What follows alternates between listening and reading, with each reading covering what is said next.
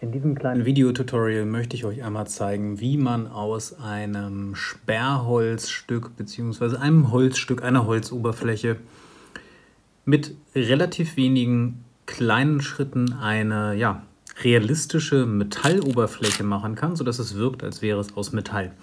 Beispiel dafür ist dieser kleine Käfig aus dem Italeri Battle Set. Das soll so ein Gladiatorenkäfig sein, hier mit öffnbaren Türen. Und der wird ausgeliefert als ganz normal Sperrholz, seht ihr hier unten.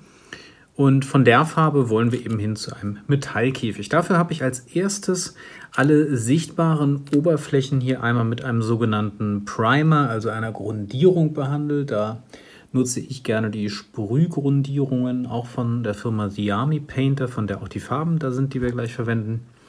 Damit ging das relativ gut und damit haben wir hier schon eine sehr einheitliche Grundoberfläche, die natürlich schon mal besser aussieht als das Holz, aber eben noch nicht metallisch.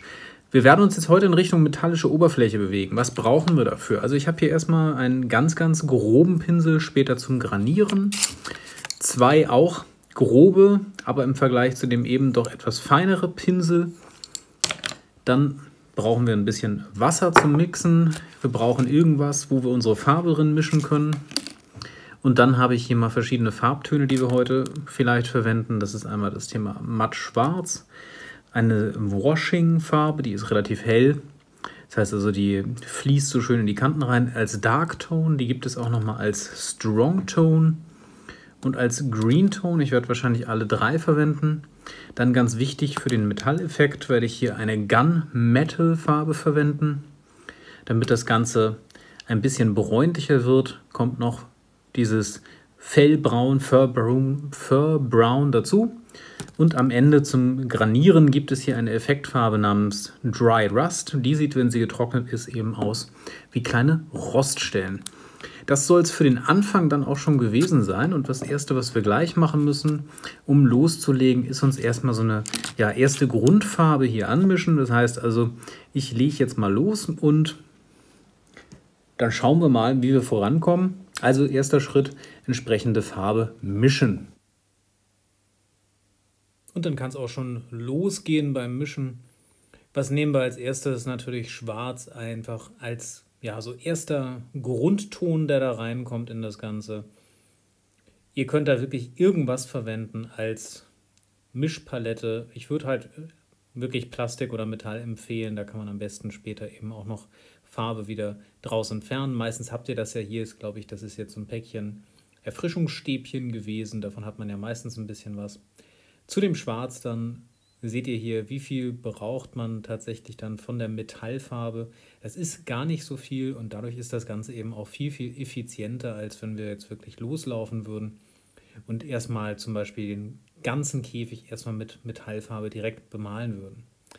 Ja, als nächstes füge ich dann diese Washings hinzu und da seht ihr auch schon, die Farbe verläuft jetzt schon dadurch ganz anders, weil die eben deutlich flüssiger ist. Für den Moment habe ich es hier tatsächlich erstmal bei dem Dark Tone belassen im ersten Schritt und jetzt kommt noch ein bisschen Braun dazu, um dem Ganzen einfach auch so ein bisschen diesen Eiseneffekt zu geben. Das soll ja ein Eisenkäfig auch werden. Und da habe ich natürlich auch gewisse Braunanteile mit dabei. So sieht das Ganze dann aus. Und damit das jetzt eben auch ein bisschen flüssiger nochmal wird, kommt einfach noch ein kleiner Schuss Wasser dazu. Das ist ja auch Farbe auf Wasserbasis, mit der wir hier arbeiten. Und jetzt mischen wir das Ganze einfach mal durch. Und da seht ihr, dieser Ton wird da draus und dann hat man auch schon eine ganz gute Vorstellung, wie das später auf dem Modell aussehen wird. Das ist auch ungefähr der Farbton, den ich mir vorgestellt habe. Und damit legen wir einfach mal los.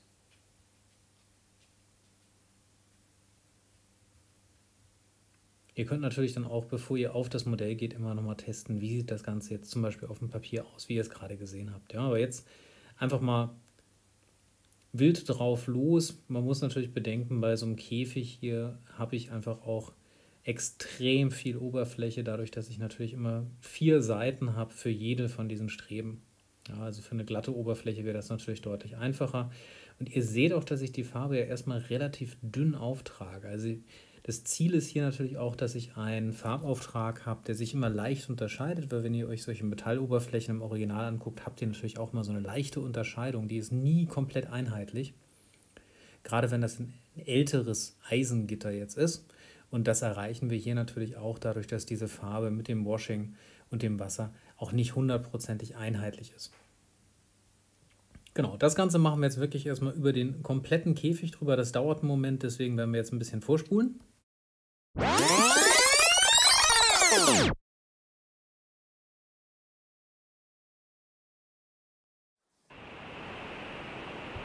Kommen wir mal zum nächsten Schritt.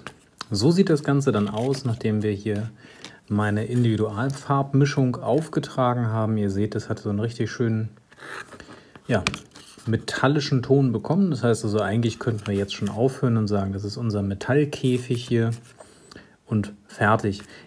Das heißt, alles, was jetzt als nächstes kommt, ist im Endeffekt Alterung und Hinzufügen von Effekten, die das Ganze schöner machen. Das sind so die nächsten Schritte.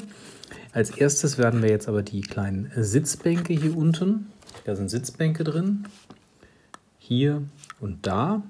Die werden nicht jetzt als erstes mit Holzfarbe bemalen, das heißt, das wird ein Braunton werden. Und dann bin ich schon bereit, die nächsten Effekte hier aufzutragen. Das werdet ihr gleich sehen. Das wird also so eine Art Granierung erstmal mit diesem Effekt Dry Rust hier. Und was ist das? Das ist im Endeffekt eine ganz normale Farbe, aber wenn die eben austrocknet, sieht die wirklich aus wie Rost. Hier unten, wenn ihr euch wundert, warum ist da ein Punkt drauf? Es gibt bei The Army Painter kleine Metallbälle, die hört man, wenn man das schüttelt. Aber damit ich ganz sicher gehe, überall, wo ich einen kleinen Metallball reingetan habe, mache ich einfach einen Punkt unten drauf und dann weiß ich, da ist schon einer drin. Und die Farbe ist eben damit viel einfacher und besser zu mixen. Also, wir fangen mal an. Als erstes male ich, wie gesagt, die Bänke da unten an und dann machen wir das mit dem Rost.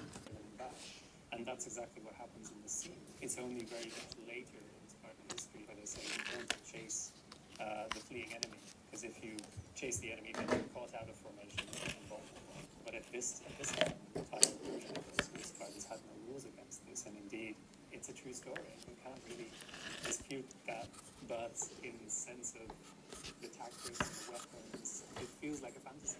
Maybe 3 or 4 out of 10.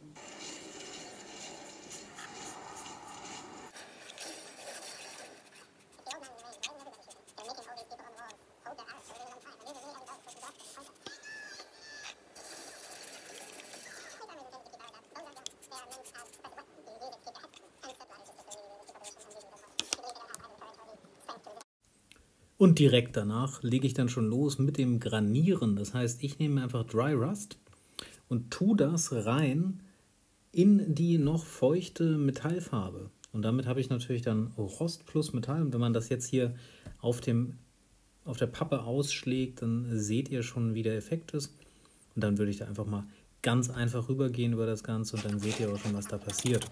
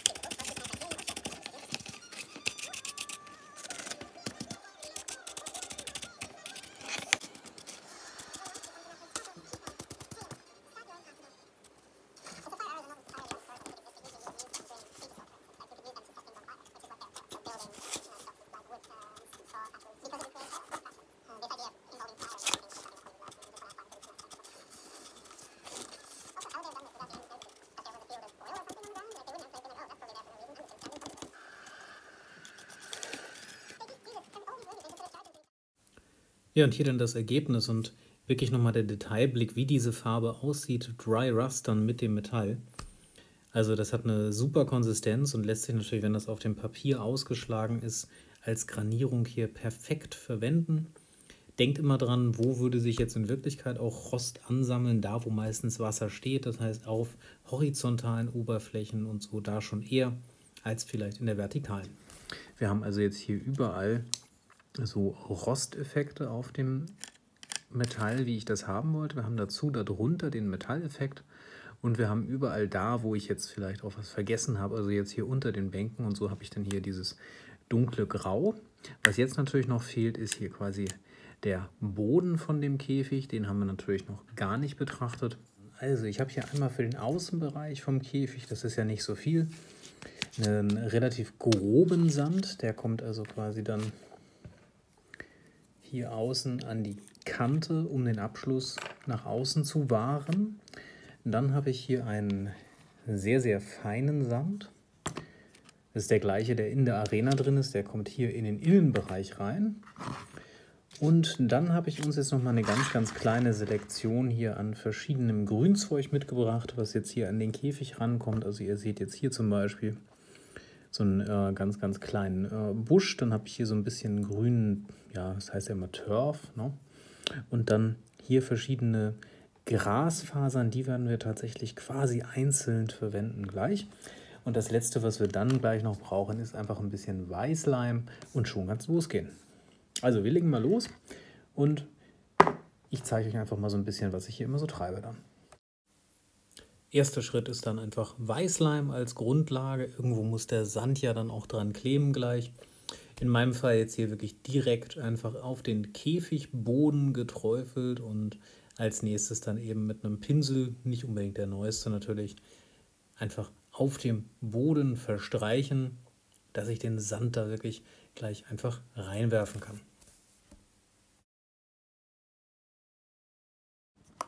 Und das Einzige, was wir jetzt machen, jetzt hauen wir hier ordentlich von diesem hellen Sand rein. Das Ganze nach links und rechts schütteln, rauf und runter. So, und schon seht ihr, was haben wir hier? Im Endeffekt den Boden genauso wie er sein soll. Jetzt müsst ihr noch die Türen ein paar Mal öffnen, dass das auch funktioniert. Was ganz interessant ist, dass das meistens sogar noch so einen Effekt gibt hier im Sand, wie eine Tür, die man eben auch wirklich öffnet und schließt. Aber das ist gut, wenn ihr das auch sicherstellt, dass eben die Türen hier geöffnet werden können. Jetzt haben wir hier drinnen den Sand und jetzt möchten wir hier draußen auch noch natürlich anfangen, dass das Ganze sich so ein bisschen mehr eingleicht. Und da würde ich jetzt auch empfehlen, hier wirklich das komplett einmal rum zu machen. Den Weißleim, also auch die Kante. Und ruhig auch ein bisschen an den Rand vom Käfig. Das tut dem Ganzen auch nichts. Und dann nehmen wir gleiches Prinzip. Allerdings jetzt von dem groben Sand, wo auch ein bisschen schon was anderes drin ist, streuen das darauf.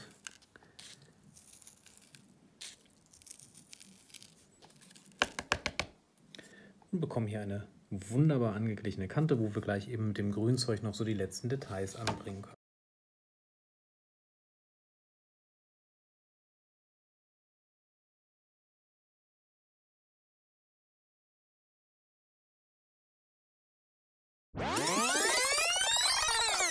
Ohne Grünzeug schon mal fertig. Wo würde jetzt Gras normalerweise wachsen? Nicht da, wo extrem viel gelaufen wird, sondern eher so im Randbereich, zum Beispiel hier im Innenraum. Da würde man jetzt zum Beispiel ein bisschen von dem Turf einfach hinstreuen können.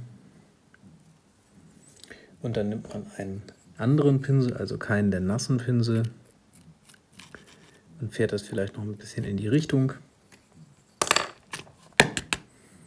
Dann wieder ausklopfen das Ganze. Ja, und dann kriegen wir hier so langsam so ein bisschen Grünzeug rein in das Ganze.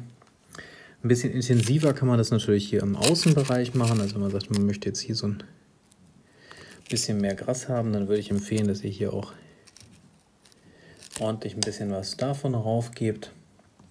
Und jetzt könnt ihr das natürlich entweder mit einem Grassmaster machen. Allerdings ist das bei so kleinen Ecken immer schwierig. Dann könnt ihr euch auch einfach so ein bisschen hiervon zwischen die Finger nehmen. Und dann da so mit der Hand an die richtige Stelle bewegen. So. So sieht das dann erstmal aus. Ähnlich wie das auch der Grassmaster machen würde. Und dann müsst ihr natürlich jetzt noch wieder mit ein bisschen Sand hier die offenen Stellen eindämmen. Ihr könntet alternativ dazu natürlich dann auch ein bisschen Turf nehmen oder so, aber dann bekommt ihr hier schon so ein bisschen, als ob da eben Gras hochwachsen würde an einer Stelle. Wenn man das nur an einer Stelle macht, sieht das natürlich komisch aus. Wenn man das jetzt an mehr Stellen macht, dann wird da irgendwie ein Schuh draus aus dem Ganzen. Und dann kann man das hier einfach natürlich hier auch ganz einfach sich hinstellen, weil es ja sowieso schon vertikal ist. Das dazu. Und dann bekomme ich hier so langsam das Grünzeug, wie ich mir das vorstelle. Wie gesagt, im Käfig drin ist es unrealistisch, dass da jetzt hoch was wächst, muss man ganz klar sagen. Aber außerhalb des Käfigs kann man natürlich einiges machen. Hier jetzt an der Ecke machen wir das auch noch. Einfach hochkant daran kleben das Ganze. Dann habt ihr das stehende Gras da in der Ecke und könnt dann eben mit dem übrigen Sand da immer ein bisschen raufstreuen und dann ja, nimmt das auch so langsam Form an. Das Ganze können wir jetzt natürlich auch noch an anderen Ecken machen, wo sich vielleicht ein bisschen was ansammeln würde oder was wachsen würde. Also ich kann mir durchaus auch vorstellen, dass hier weiter oben auf den Leisten zum Beispiel sich was festsetzt mit der Zeit. Da würde ich jetzt natürlich nur rein Turf nehmen. Also hier in dem Bereich zum Beispiel. Machen wir das jetzt mal. Und ich mache das jetzt mal extra da, wo auch diese etwas hässlichen Punkte sind, an denen das angesetzt ist, damit das nicht so direkt so auffällt. Dann haben wir hier so ein bisschen mehr von dem Turf da unten. Ja, und eigentlich sieht das damit ja schon mal ganz gut aus. Jetzt könnt ihr gucken, wie viel ihr davon machen wollt. Also ich würde euch empfehlen, nicht übertreiben, aber durchaus so ein bisschen. Dann sieht das einfach auch schon realistischer aus. Und hat natürlich gleich viel mehr als vorher. Ihr könnt eigentlich auch gar nicht viel falsch machen, muss man ganz klar sagen, wenn ihr jetzt nicht zu sehr übertreibt. Ja, also ihr könnt nicht viel falsch machen, denn die Natur ist so individuell. Und alles ist immer anders, dass wenn man gewisse Grundregeln einhält und Naturmaterialien verwendet, eigentlich fast nichts schief gehen kann. Grundregel würde ich jetzt hier sagen, seht zu, dass ihr halt bei den Fasern möglichst diese eben vertikal anbringt und nicht horizontal. Also von oben nach unten oder von unten nach oben, je nach Betrachtungsweise, aber eben nicht seitlich. Seitlich ist dann eher selten beim Gras, das wisst ihr selber. Und dann auf jeden Fall immer, wenn ihr Grünzeug rauf gemacht habt, mit dem Sand wieder nachstreuen. Da gerne dann auch mit gemischt, dem dünnen oder dicken. Ganz einfacher Hintergrund davon ist dann, dass es deutlich realistischer wirkt, weil es eben dadurch wieder einwächst. Ja, also da steht das Gras einfach nicht so wild oben drauf, sondern wächst hier ein. Ja, und ich denke, damit kann man sagen, haben wir das hier eigentlich schon. Man könnte jetzt natürlich noch so an den Ecken hier was machen oder so. Und so ein bisschen Turf darauf. Das sieht am Ende richtig gut aus, weil der Ponal natürlich hier rückstandsfrei verschwindet. Und dann habt ihr im Endeffekt hier so ein Eckchen, wo dann eben auch mal was Grünes wächst. Genau. Und schon sind wir fertig. Hier jetzt nochmal für euch ein paar Bilder vom fertigen Ergebnis bei mir.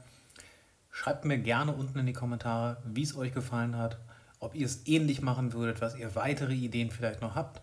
Und lasst natürlich gerne auch ein Abo und einen Daumen hoch da, darüber freue ich mich, aber natürlich auch der YouTube-Algorithmus. So viel also erstmal für heute. Macht's gut, bis zum nächsten Mal. Ciao.